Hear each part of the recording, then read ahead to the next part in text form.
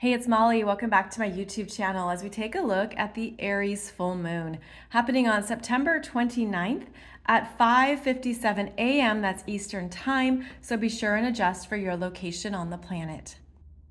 Now, because we are discussing the energies of Aries in the full moon, we are going to be looking at that in the chart, but I thought I would also bring in some new things to explore and understand since Aries is about beginnings and starting something fresh.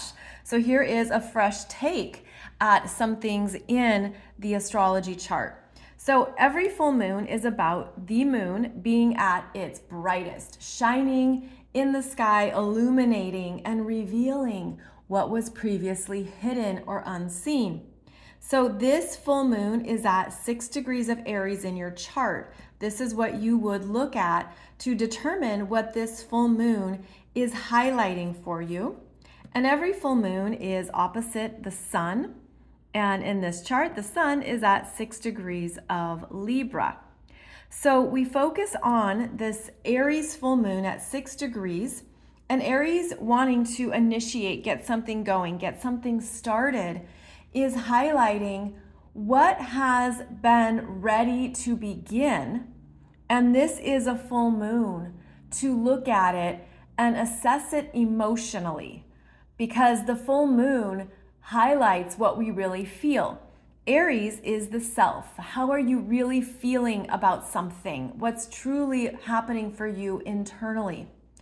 And the Aries energy has drive. It wants to move. There is enthusiasm and excitement for the new beginnings, and that could be something you're feeling around what you're ready to start. Now, the other thing that is prominent, and I'm sure you're noticing it right here, is that this is the symbol for Earth symbol. And it's not part of fortune. Okay, part of fortune has the cross like this. The Earth symbol has the cross like this. So think of it as north, south, east, west. The Earth symbol is always opposite the sun. So in your natal chart, for example, you would identify where your sun is by degree, and the Earth symbol will be exactly opposite that. And this represents, of course, grounding, being here on this planet, being in physical form. So this also means that every full moon is working with this Earth symbol because it's always opposite the sun. So every full moon activates what this Earth symbol represents, which is related to elementals, fairies, gnomes, trolls, elves, nature spirits, energies that are here on the planet that would really be activated and come alive by that full moonlight. So there's an energy here that I feel is lovely to make connections around and to understand, because this Earth symbol, again, it's grounding. And think about how that also shows us something under the full moon light. So what are you seeing under this Aries full moon that you're ready to start and get going? What are you ready to begin? You feel it calling to you. You feel that Aries determination and a new creation cycle. New creation cycle. Because Aries desires to create something. So this is very strong at this time, but let's talk through this chart even more because it's quite dynamic. So the Aries energy is ruled by Mars. And we find Mars over here at 21 degrees of Libra. Now, Mars is furthest away from his home sign of Aries. And when we see that in a chart, we know that it means this planet can be struggling because it's not at home. It's outside of its comfort zone, and it's outside of how it naturally takes action, especially Mars. Mars being the planet of desire, forward movement. Let's get her done. Let's move it forward. In Libra, there's greater contemplation. There can be more conversations, because of Libra's energy as an air sign. Let's talk about it. There's dialogue, understanding. There's a desire to reach compromise and look at what needs to be in balance. So right away with this Mars in Libra, and keep in mind the Sun is also in Libra, this Aries energy can lose some of its gusto because there's the desire to go, make moves, let's get it started. But here's Mars saying, okay, well, let's just take a minute and talk about it. Let's think it through. Instead of this Mars wanting to run ahead and get something going, there's the Mars that sits down at the table with someone else. So this could be a time when you really have to talk things through before you take action. This is where you will need to listen to other perspectives, other objective insights, other opinions, and weigh them, weigh the pros and cons. So already, again, there's a slowdown on that Aries desire to put your foot on the gas pedal and go, because here's Mars saying, actually, let's be wiser. Let's not be so impulsive. Let's talk it out and think it through. Now, this Mars is also nearing an exact conjunction with the South Node. The South Node in Libra is showing us what is energetically closing out. There's a loss of energy with the South Node. And it shows us through its ongoing cycles where it spends 18 months in each sign, what is closing, ending. It no longer fits. So this is a time to check in on what you're moving towards, what you're doing.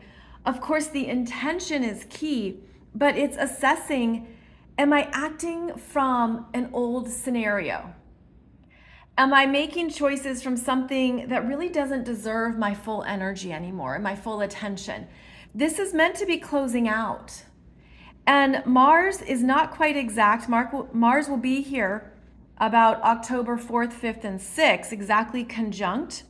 So it's bringing up something that you're considering and evaluating, and it's basically saying, slow down. Does this really connect with where you want to go?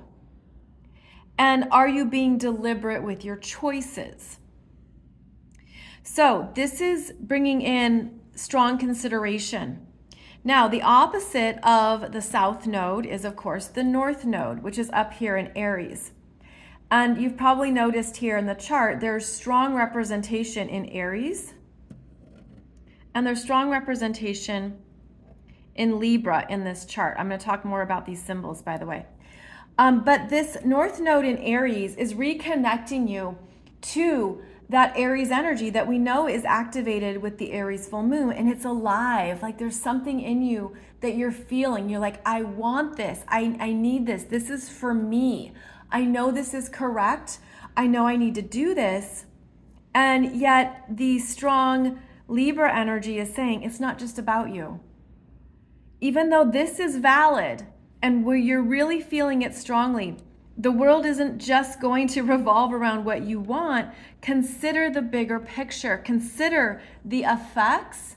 Consider the investment of these actions that maybe you're ready to take. And this North Node in Aries is conjunct Eris. There's two symbols for Eris. I drew them both.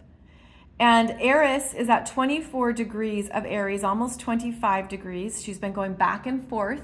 So that means she is conjunct this North Node. Notice how Eris is the arrow pointing down, because she's related to Mars. And she is the uninvited feminine.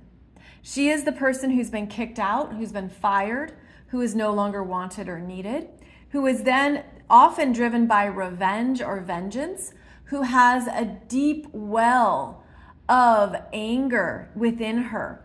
And she doesn't know how to direct it. She doesn't know what to do with all that energetic force. So she could turn it on herself. But this Eris, because it's connecting with the North Node, is bringing alive what you do with those feelings, with being kicked out, with being fired, with maybe a sense of humiliation. This is the energy of, we say, discord, strife, really uncomfortable feelings that you feel so personally, because it's in Aries. So it's so personal. And so for someone to say, don't take it personally, this is where Eris says, well, I have words for you. Eris will give you the FU, because for her, it's so personal. Her energy has been rejected. What does she do with that? Well, the North Node says, learn from it. Learn from it. Understand your own take. Understand your own actions and behaviors. Because sometimes this Eris in Aries can be so selfish and unaware that she doesn't understand how she comes across with others.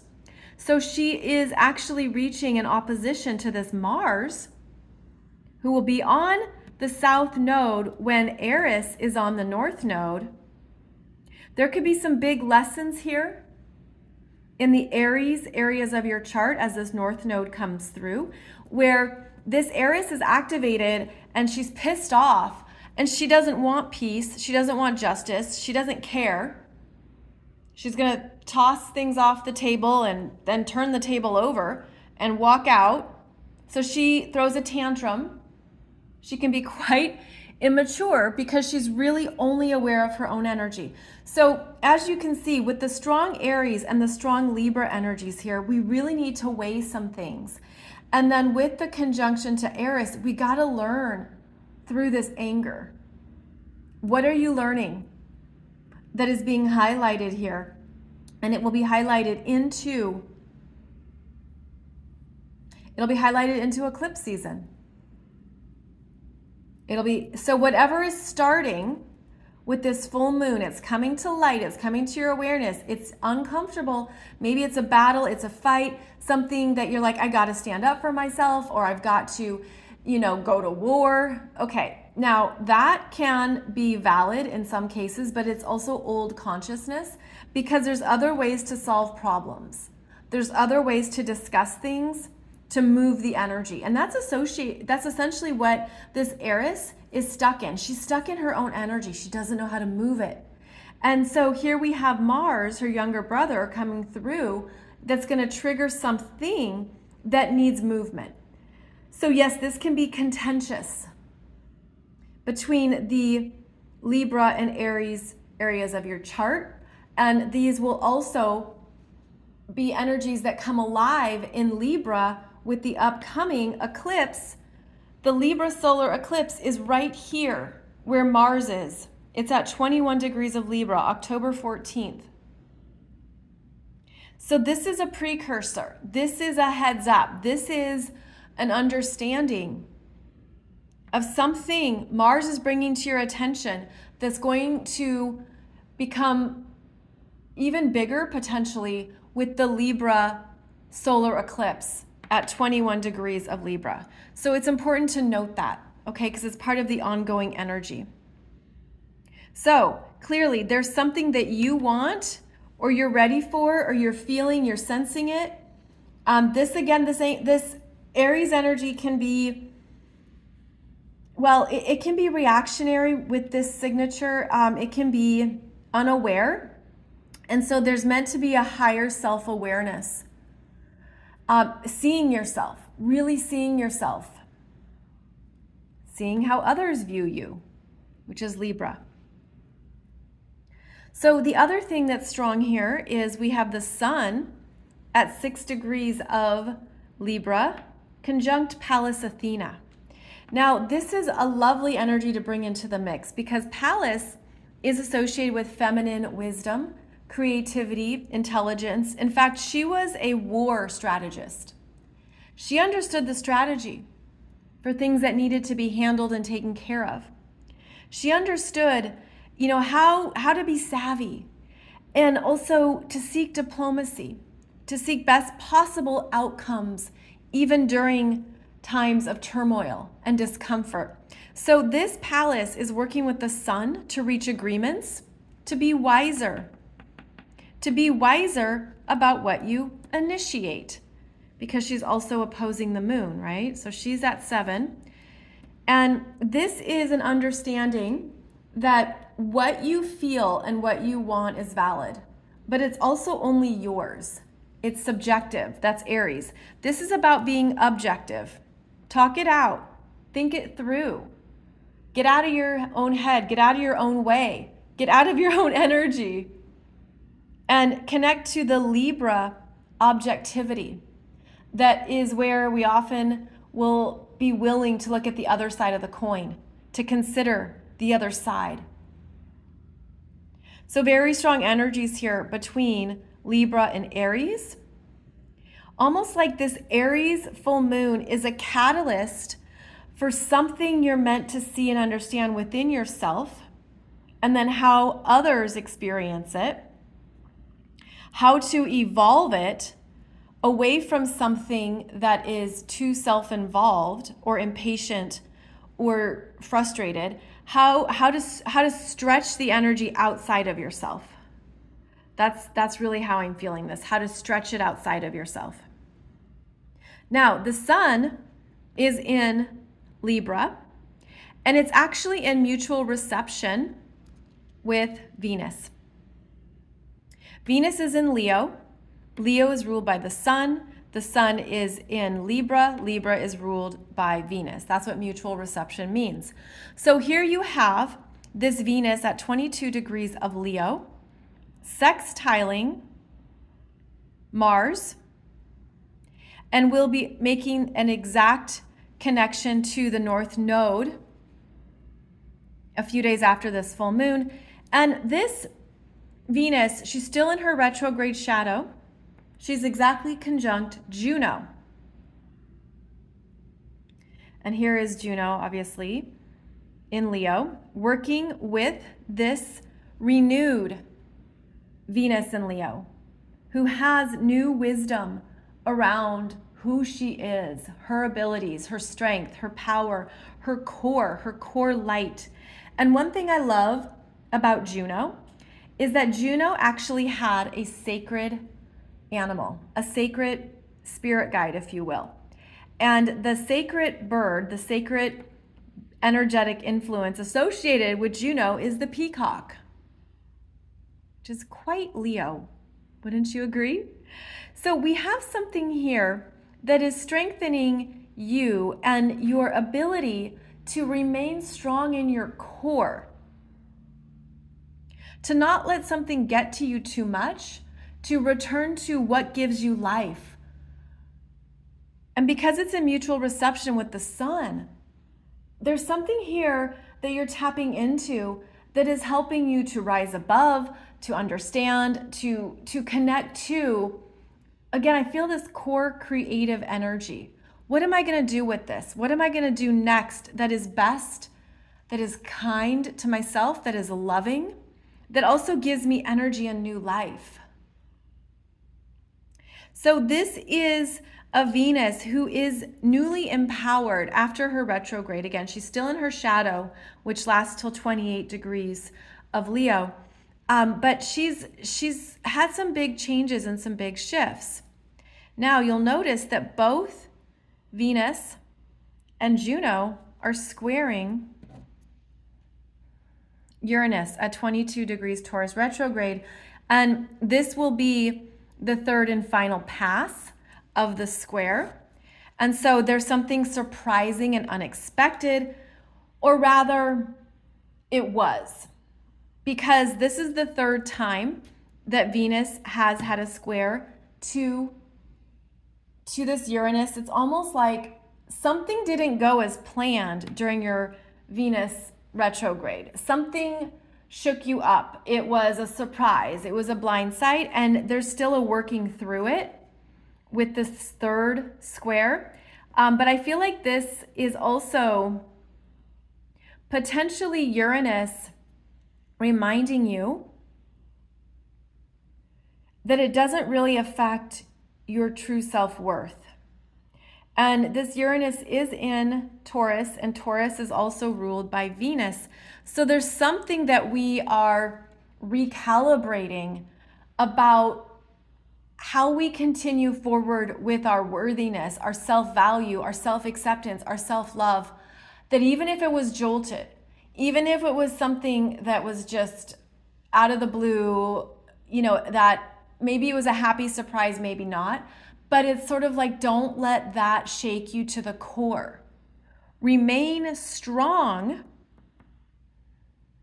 Maybe you need to adopt a peacock and learn to strut. Just remaining strong, because these are the fixed signs where you learn to rely on yourself, and how a turn of events can make you stronger after you process the energy. So there could be something that you're still processing from the Venus retrograde, and here comes this Uranus that reminds you of that, and that you can handle change. You can handle it. We're meant to, we're designed to. As the saying goes, change is the only constant. But we're meant to handle the changes of life as they come in, and to not let it diminish our worthiness or our capacity to handle life and to keep going. So I feel this can also be really creative energy, by the way. It's like, what are you going to create with the changes? What are you going to create next?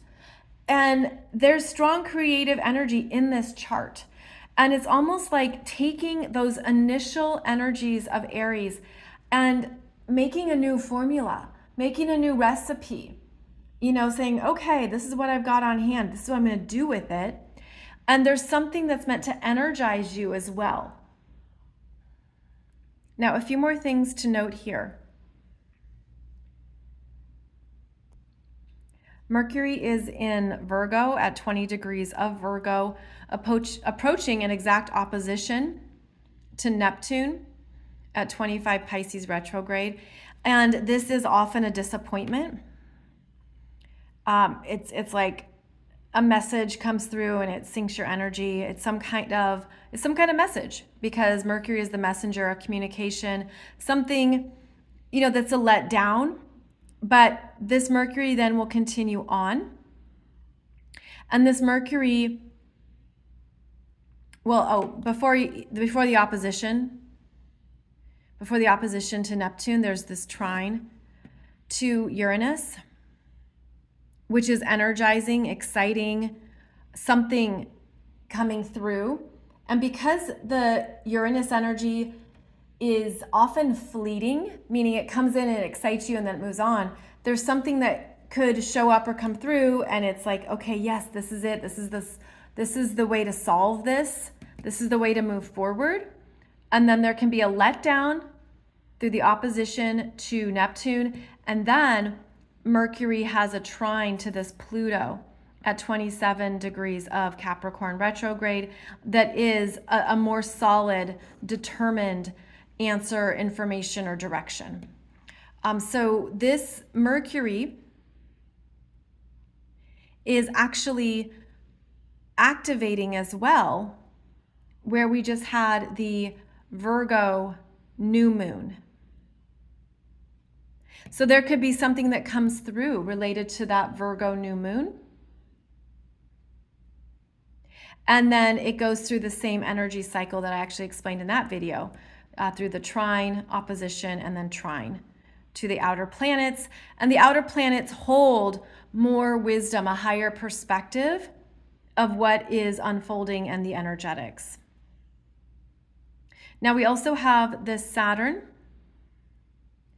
And the Saturn energy here is making an inconjunct to the Sun.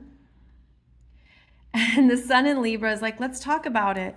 And Saturn in Pisces is, leave me alone. Don't talk to me. I don't want to talk about it.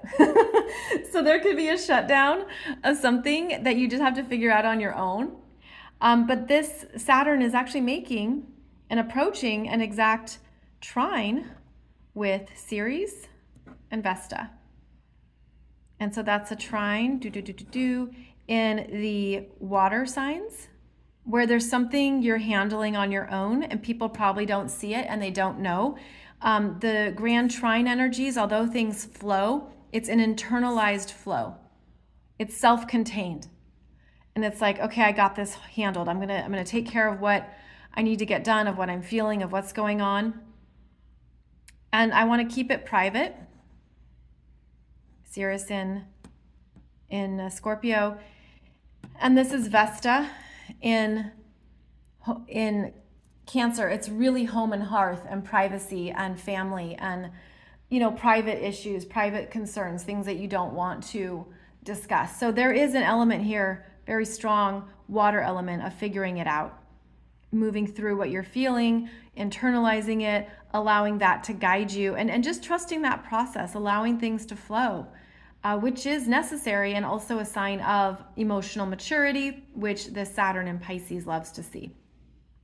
So overall, this is an Aries full moon that something's going to come up and perhaps be triggered, and you're going to find ways to move through it, to handle it. Maybe you talk about it with trusted people in your life, and you look at, okay, what is the wise next step? Not the angry, impulsive, burn everything down next step, but where is the wisdom here? And making sure that you're acting from a higher consciousness and intention rather than just doing whatever at any cost.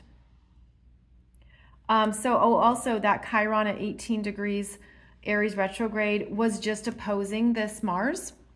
And so that could have also sparked something in the Aries areas of your chart. It's almost like there's something that could be coming up and it's getting to you, you're feeling it, you're sensing it. But the gift is in the Libra qualities. The gift is in the Libra ability to just make one decision at a time. We're just going to talk it through as it happens. Don't get ahead of yourself. Know that you'll be supported. Know that there's energies here that want to find the right solution for your best and highest good. And that is what you can count on. So thank you for joining me for this look at the Aries full moon. I'll be back soon as we talk about that upcoming Libra solar eclipse. Again, Mars is triggering it here in this chart. So whatever is illuminated and comes up during this full moon, it's setting the stage for what the Libra solar eclipse will also reset, because it is a powerful reset. It's a big eclipse going across parts of the US, and I'll have a lot to say about that in my next chart video here. Thank you for your subscribes and your likes. Thank you for sharing this in groups and with others who you know would enjoy and benefit from it and probably want to learn some more astrology, as I hope I was able to offer you in this video. Thank you so much, and I'll see you back here soon.